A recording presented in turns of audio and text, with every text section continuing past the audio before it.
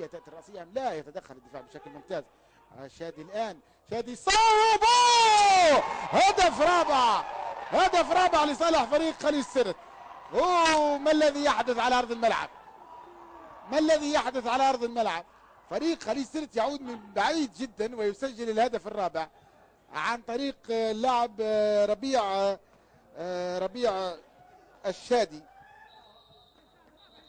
هذه عادة للقطة، لعب الكرة على يسار حارس الحضيري.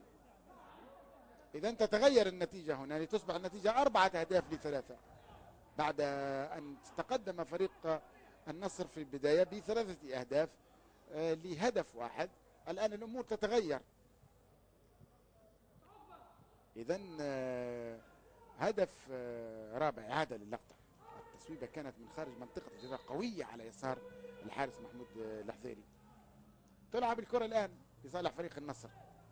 سنتابع ماذا أو كيف ستكون ردة فعل فريق النصر فيما تبقى من زمن المباراة.